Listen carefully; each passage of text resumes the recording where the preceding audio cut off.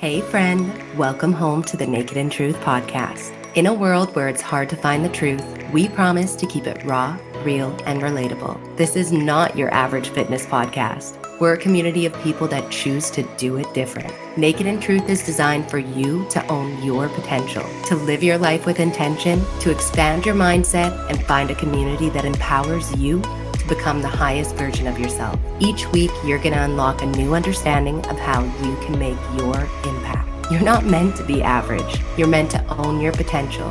Here comes another raw, real, and relatable episode. It's time to grow. I'm not going to lie, this was a hard episode to open up because number one, coming back after a large gap in anything is challenging, but coming back after a large gap and also feeling like a completely different person is another.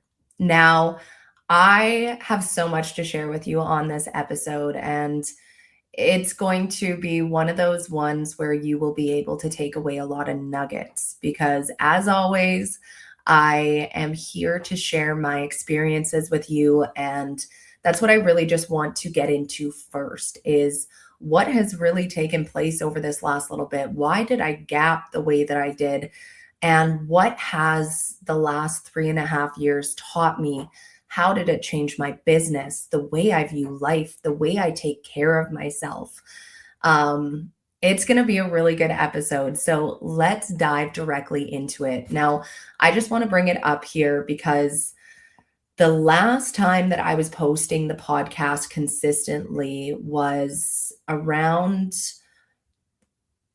like late spring, early summer 2025. And that was when I was starting to get into the mold toxicity protocol.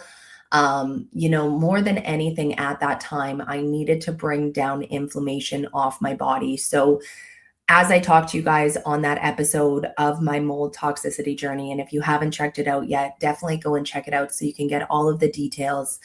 It was one of those things where I knew that it was going to take some time, right? And so I was finally starting to feel better, and summer came. It was great. I went and enjoyed a beautiful vacation with our best friends and got to see our other best friends get married. And I went to my other best friend's bachelorette party. Like, it was just one of those beautiful trips where you got to see so many people and just really celebrate, see the country. We had a blast.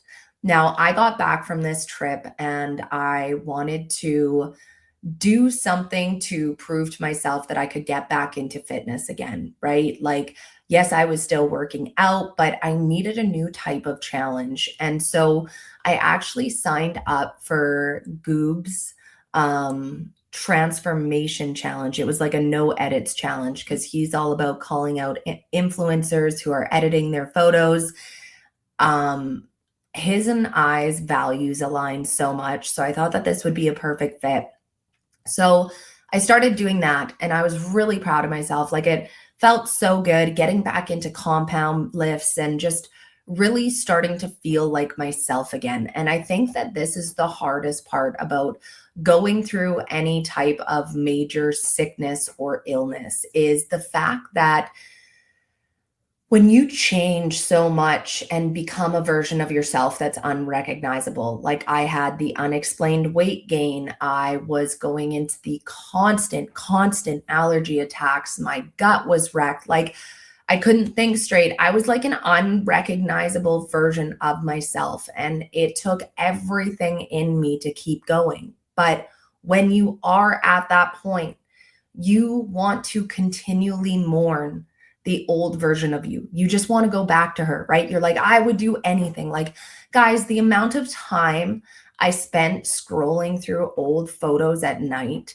just mourning myself and mad at myself, especially because where I got sick, I should have never gotten sick. And I was doing everything, quote unquote, right to take care of my body. But this is where we get further into the story as well with just that mold toxicity journey in and of itself. But you mourn that old version of yourself. You wish that you could be her. But here's the truth, guys. When you go through really hard things, you're never going to come out the same person. You sure as fuck should not come out of that the same person. And it took me a while to stop holding on to that, right? And so that's where it became really beautiful to start seeing my personality come back, right? My allergies were coming down. That inflammation was coming off my body. My physique was starting to look recognizable again. Was it where I wanted it to be? No, but it was at least something that felt familiar and not completely foreign.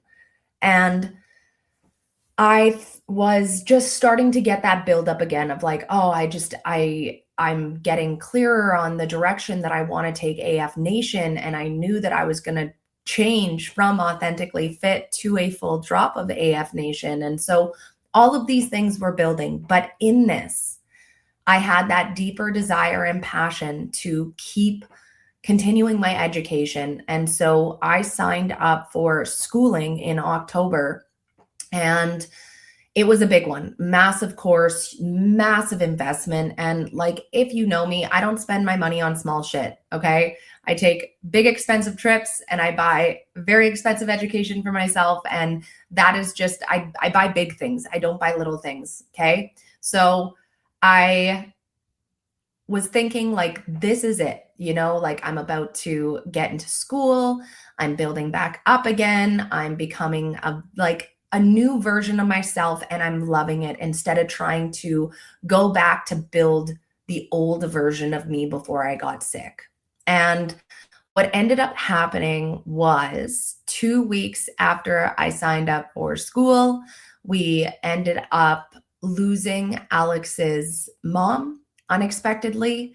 And 10 days later, the day after the funeral, we ended up losing our 6-year-old golden doodle. Now, the hardest part about my healing journey was that I knew so much of it was nervous system driven. And there has been so much research done lately about how closely the nervous system is driven to disease. That's the easiest way to describe it, okay? The way that I've seen it in client cases where a client can only eat like 5 to 6 items. Dysbiosis is growing in the gut. She's not clearing estrogen properly. She's starting to have leaky gut. Like, it's just turning into this big storm. And what was driving the whole thing was her nervous system. Okay, her nervous system that she thought that she was in such good control of. And this was the hardest part about being a woman, is that we are resilient. We are fucking strong. Sometimes so strong it's dangerous. And I always like to go back to the analogy of like marathon runners, because if you're familiar with them, you know that their body will quit before their brain. AKA, if they're going to go into cardiac arrest, their mind is still telling them that they can keep going, right? And that's the scariest part of how resilient the mind can truly be, is that it can override the body. And I think that that's so much of what's happening now, because a lot of the stressors that we're feeling that are impacting our nervous system, we don't even know are happening, right? So when we look at the material of the clothes that we're wearing, the frequency they give off, the plastic, the forever chemicals that they give off, depending on what they're made out of.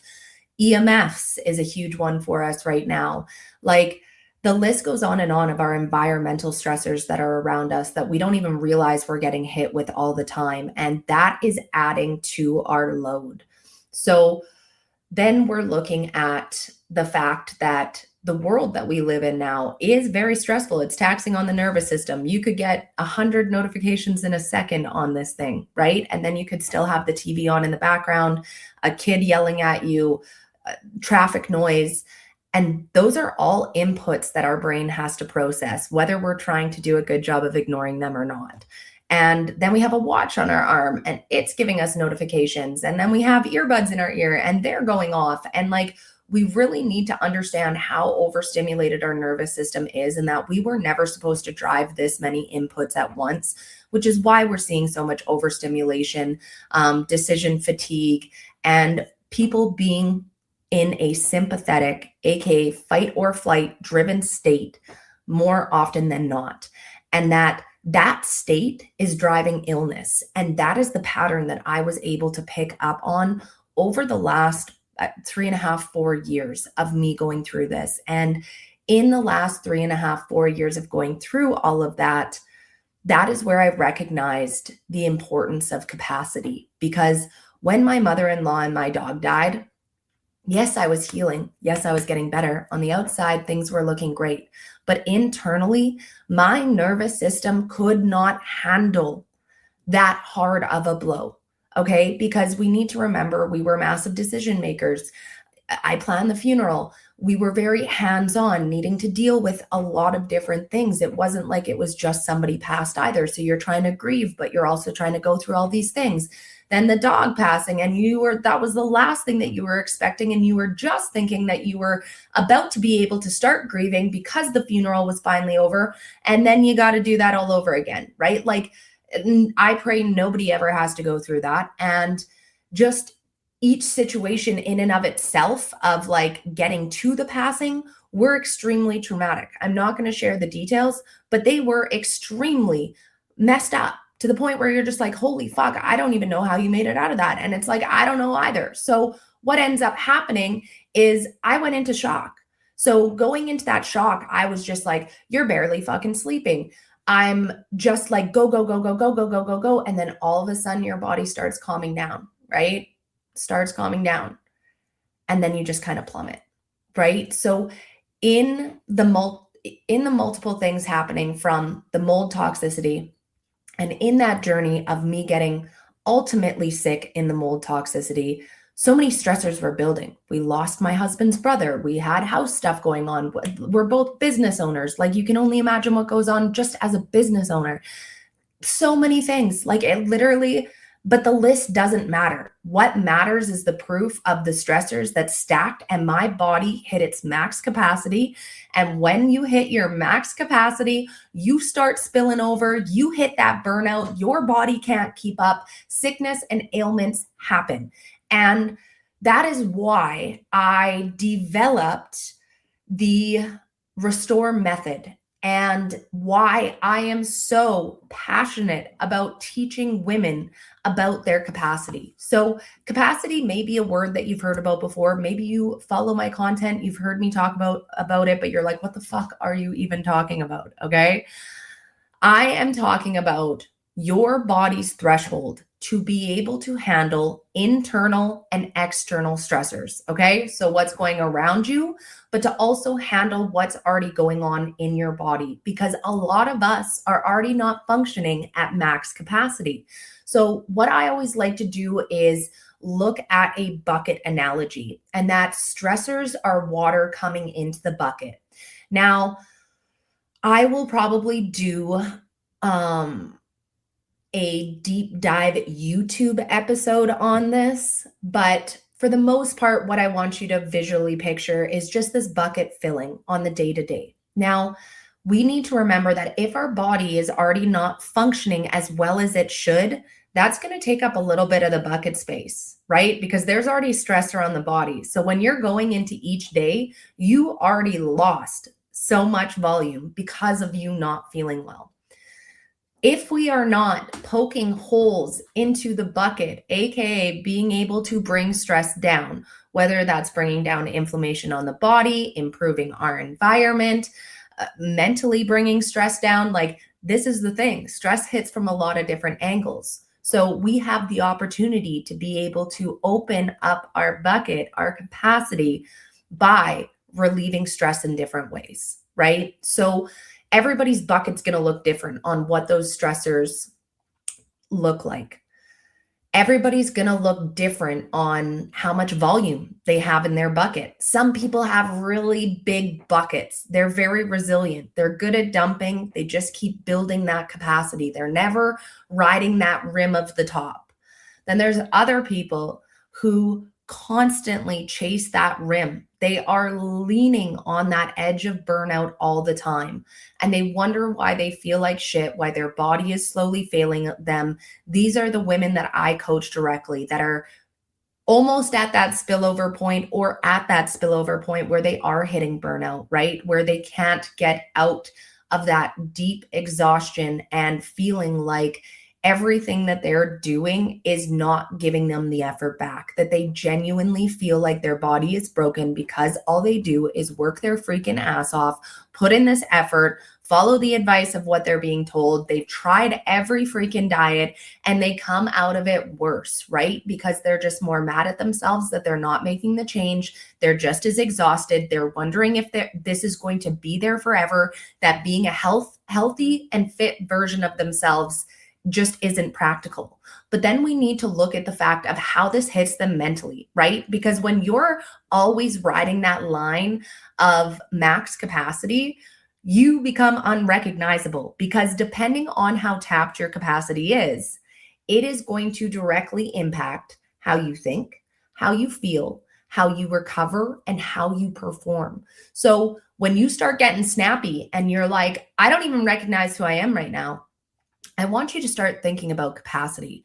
And this is just so life-changing, because I have been able to work this model over the last couple of years. And we have been able to solidify it now over this last year. And now we're actually fully launching it, because nobody else is talking about capacity. Nobody else is talking about how to handle stress in this volume, the full picture of it, putting together the patterns of how the world that we're living in is impacting our body. So the really unique part about understanding your capacity is that you never have to feel like a failure anymore, because your capacity is going to change in different seasons, right? There is going to be some seasons where you might have a harder time emptying that bucket, where you're riding that max capacity line, where you're white knuckling through your days. I know you know those days, okay?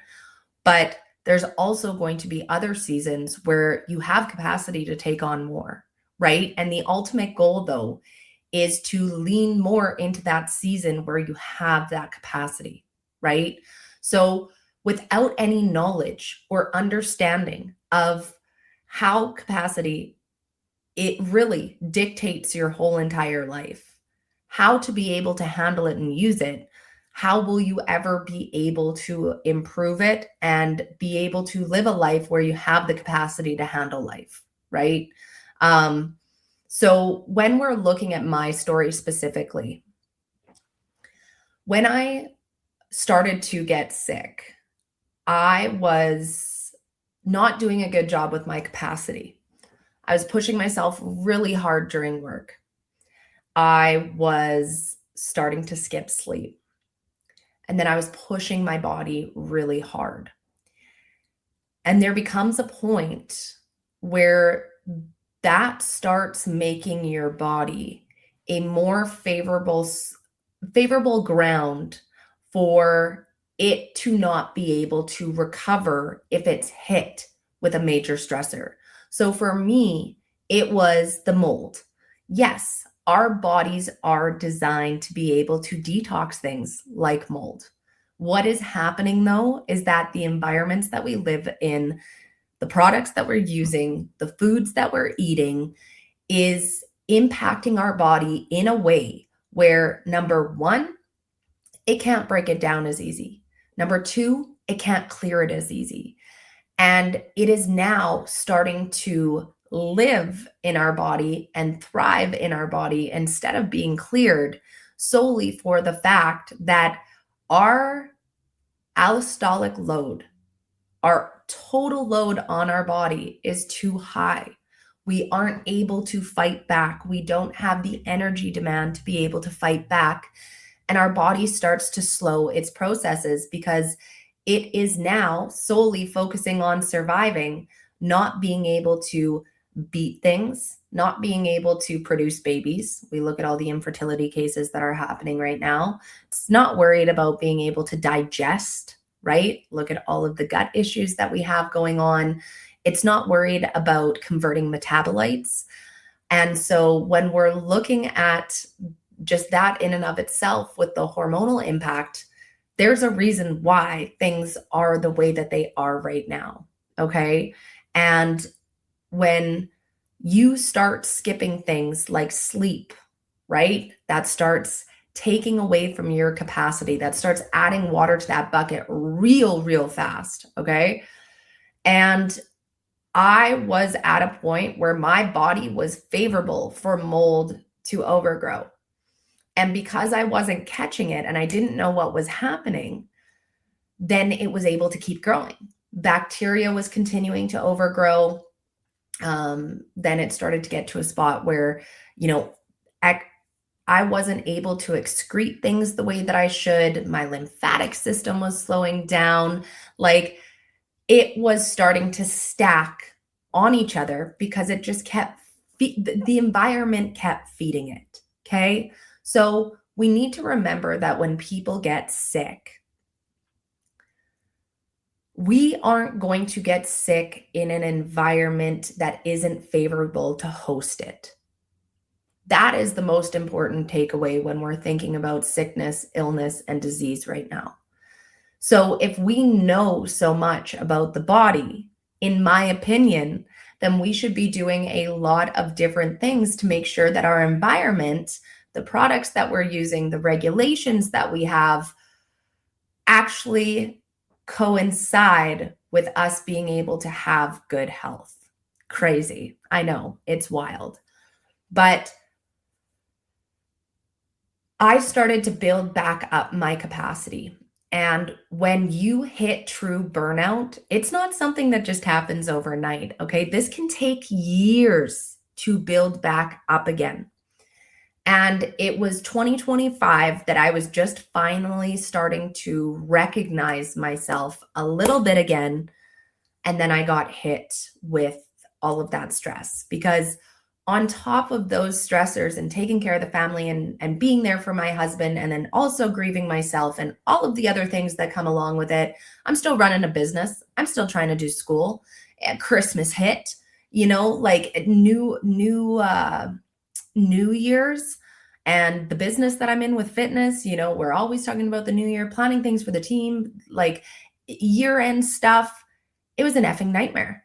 It was an effing nightmare.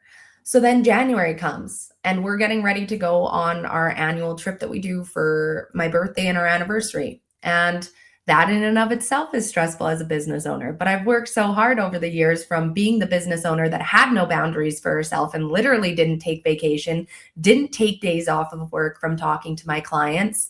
Now I'm somebody who does take vacation, does take days off from responding, but which is so good because that is truly what I tell my clients to do all the time. So, earlier on in my business, I didn't follow those boundaries because I was so scared of my business falling apart if I wasn't there. And if you own a business or you have high responsibilities, I know that you will understand that. And it's stupid. It's so dumb, but we still do these things. But look at where it leads you to, right? So I start taking this vacation though, and that in and of itself is work because I'm getting behind on school. When I already felt behind with, obviously all of that happening just a couple weeks after getting started in it. The business in and of itself doesn't circle unless I do any of the work. So it's like before and after is all me. And that this is not me complaining. This is me just painting a reality picture of what was going on with me at that time. And so, I was starting to build back up again. And then I will share this part as well, is I got back from vacation. I felt really good. February went great. I was like, wow, like things are changing. I'm just like, I got that break from vacation, even though it was busy, I think this is the shift. And I even posted an old podcast that I recorded with a client in 2025. I actually have another one that I still need to post for you guys from 2025. But I posted it in March thinking that I was going to get back on the podcast. And I ended up having the biggest month I ever have. And beautiful. Like, obviously, that's great. Like, I'm impacting so many lives. Like, what I see as a true value and absolutely life-changing process with AF Nation and the Restore method is proving itself, right? I couldn't be happier, except for my nervous system still wasn't where it needed to be to take a really big high. Okay. So here we go from two really big lows and then a really big high. And after I hit that high, like it was just like I plummeted. Now, one thing to remember is that I think I went over it in my mold toxicity video, but I had talked about years earlier getting, Dutch tests done. And between my testing in 2022 and my testing in 2025, it's been across the board that I have really low neurotransmitters, right? Really low dopamine, really low serotonin.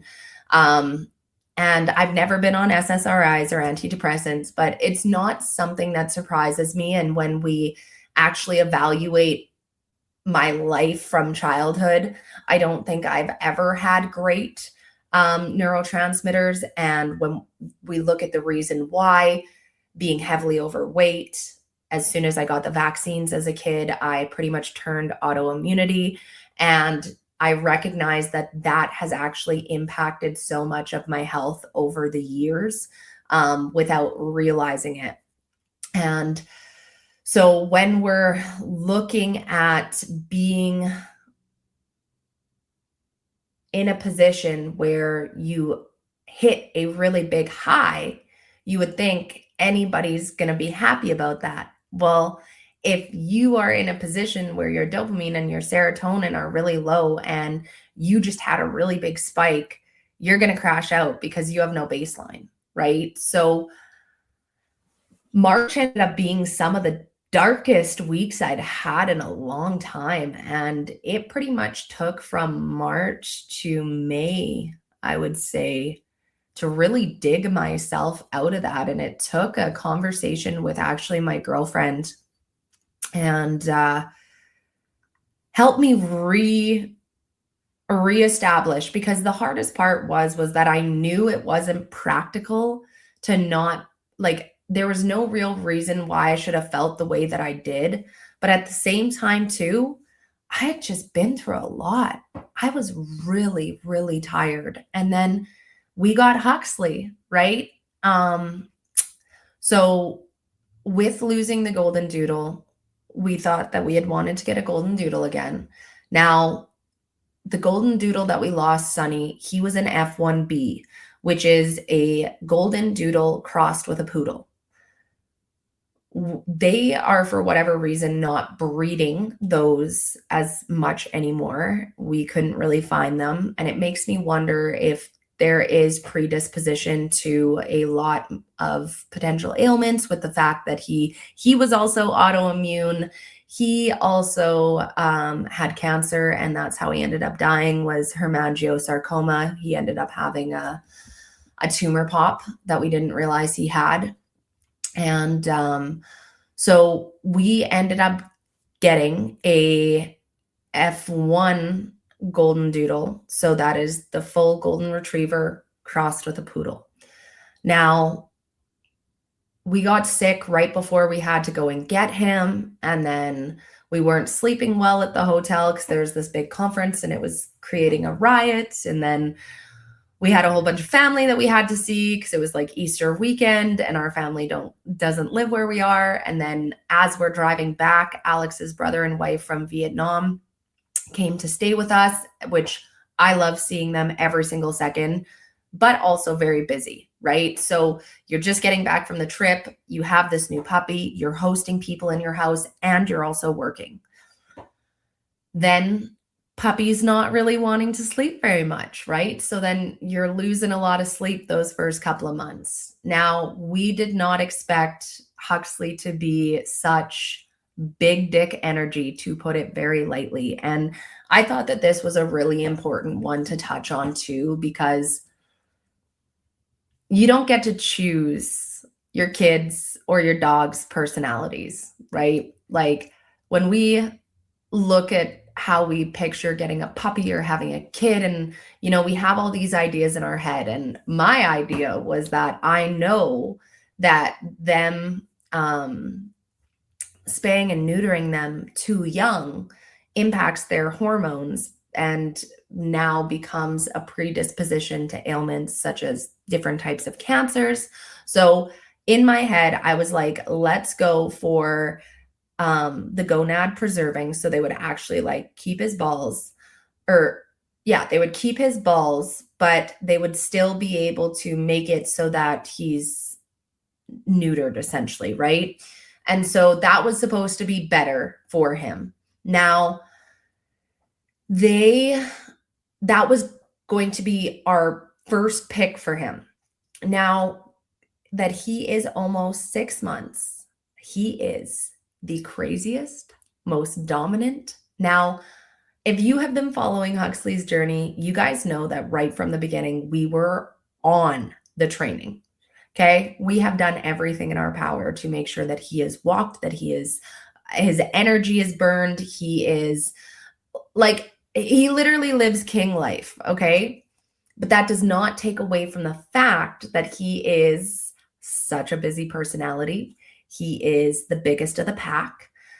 The lady that we got him from said that he may be the biggest golden doodle that she has ever produced. He has been growing like a weed. We are at that 6-month mark where the testosterone's being boosted again, teenager phase, little bit of regression that always typically takes place with any type of dog at this age. Well, let me tell you, okay? We are going to be getting him neutered as soon as we possibly can to hopefully change some of these dominant traits. So we look at something like that in life where you love your kid, you love your dog, you would never change them. You know, you would never give them away on some days, you know what I'm saying? But you can't change it. But that doesn't take away from the fact that eats up your capacity. Okay. You got a kid that's challenging you all the time. I got a dog that's challenging me all the time. I freaking am constantly having my capacity tested, my patience tested. I asked God, I thought I had grown so much in my patience the past few years. Why did I need this one? So we're still waiting to find out that answer. Really hope he gives it to me at some point. But that in and of itself added to everything, right? And now I finally got my footing again. And being able to finish school was a massive one. Find my footing with Huxley, learn how to be able to adapt my schedule to work from home, have a crazy ass dog, and be able to execute everything that I need to, right? So without a doubt, it has been a wild journey. And I really hope that I explain this well enough because there was a lot of moving parts, a lot of things that have happened. And I wanted to make sure that I painted the full picture for you because sometimes I think we get embarrassed to share our stories when we go through hardships. But I hope that you can see in me sharing this, it is in no way complaining and me feeling sorry for myself. It is in every way to explain to you guys about what I was able to see and learn and understand about capacity and how to be able to uphold and overcome such a taxing world because it truly is. It's exhausting. I wish it didn't take so much work to be able to, manage your stress, keep your health moving forwards, be a good wife, daughter, mom, all of the things, right? The best friend, the freaking everything else that you need to be in all other positions, right? And somehow we're still supposed to have the house clean and laundry done and all of these things. And that's why I am so passionate about teaching women stress resilience, teaching them how to build their capacity, because so many of us are out there being literal super women and hating on ourselves every single day, feeling like we're not enough, feeling like we're never getting enough done, feeling like we're in this constant chase of the same circle day in and day out. And that is not fair because we are accomplishing so much. It is just that we're living in an ass backwards world that is doing a way better job of breaking us down than it is building us up. And I am here to do the Uno reverse on that. Okay. We're Uno reversing that bullshit. And that's what I really want this podcast to be. Okay. There's going to be some fitness. There's going to be some mindset. There's going to be some world stuff in here, because at the end of the day, we can't ignore what's going on in this world. But I am going to be frank with you that I feel very limited on what I am able to share and say in certain concepts because of the bills that they're putting through in Canada and the freedom of speech that we are losing. So because of that, sometimes I might not dive into the details of what's happening as much as I want to provide you information of how to be able to be resilient through it, no matter what it is that you're going through, no matter how crazy things are around us. I want this to be a safe community where we can talk about the raw things, like not being freaking perfect, burning yourself out, and then realizing you have no choice but to change. You need to figure out your fucking capacity, or else life is not going to be a good one, right? Life is not going to be a long one. We really need to understand how much this impacts us, and it's okay if we make wrong decisions. I come on here and share all of this stuff, so the hope is we can just feel less alone on the fact that we are just human living in this Instagram world that wants to make us feel like we are not enough and that we need to be some sort of way. I want us to feel like it's normal to have a messy house, right? Stuff on your desk, papers on your desk. Like, we live in a real world, right? But I think that the craziest part is we have been weaponized against each other. We are getting to the point where we're getting so burnt out and tired. We're losing community. We're losing conversations. We're losing values. And especially with AI coming through so hot, so fast, you don't know what is real, what is true. It really is unfortunate that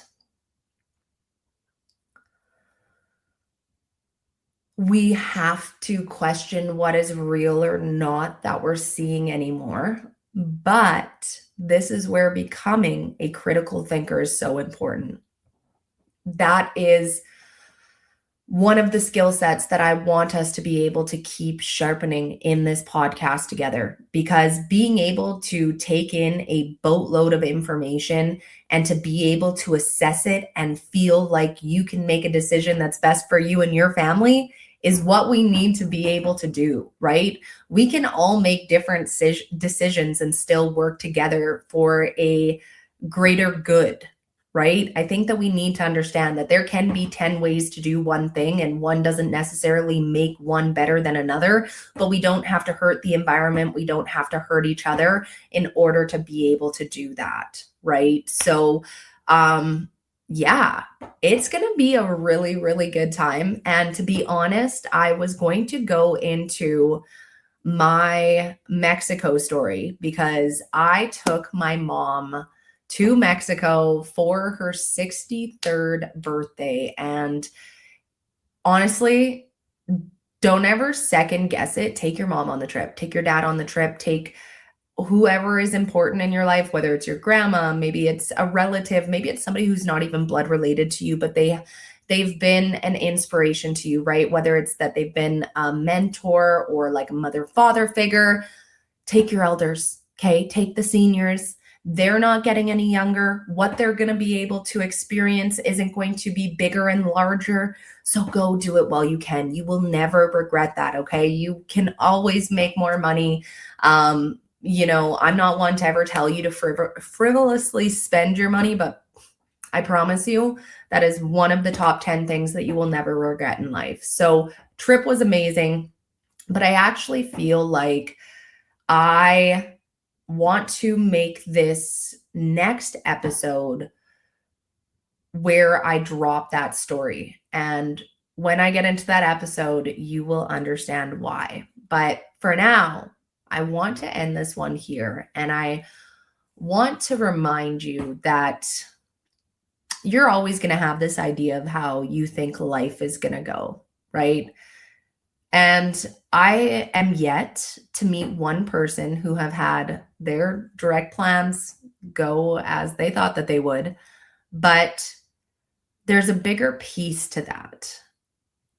And it's that your plans were never supposed to be the plans to begin with, right?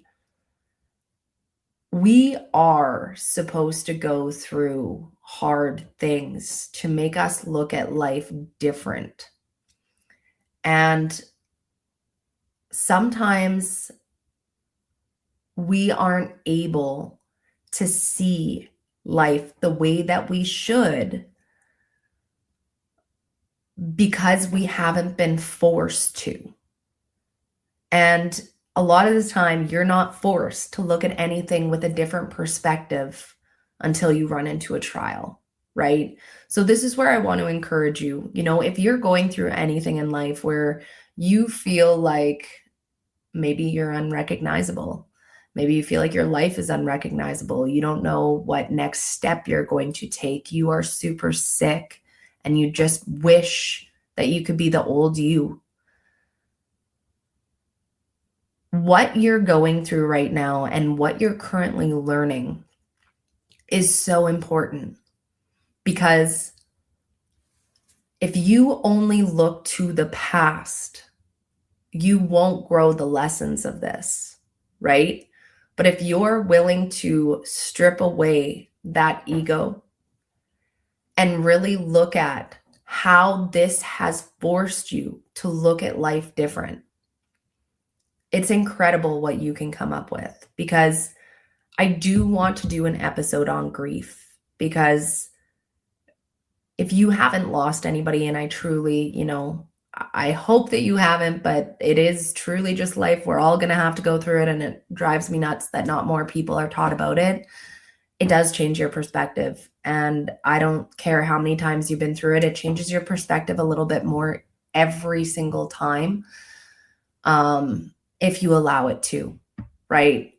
And I think that in a world that's constantly trying to be something different than themselves and trying to just gain more and more and more of things that don't really matter, these hardships allow for us to slow down enough and remember what truly does matter, which is our health, our community, our families, and being able to feel like we have purpose in this life.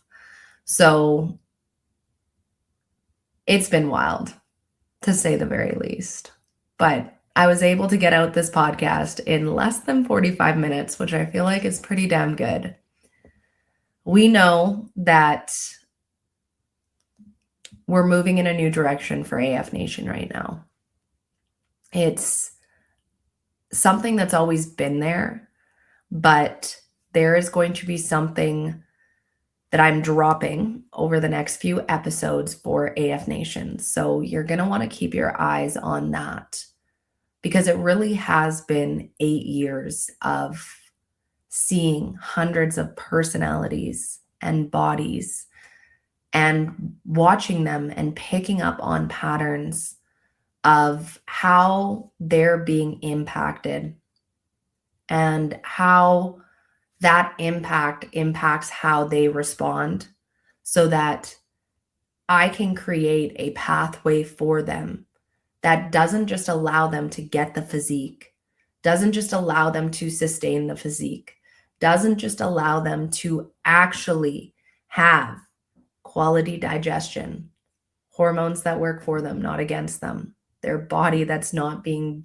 driven by stress, but a body that is truly able to show up when things are hard, have the emotional resilience that they need, be the critical thinkers that they need, be the kind of person that steps into a room and is noticeably different because of the way that they uphold themselves and because of the way that they speak to others. Because so much of everything that I just listed is a reflection of a body working well and a mind who loves its body, right?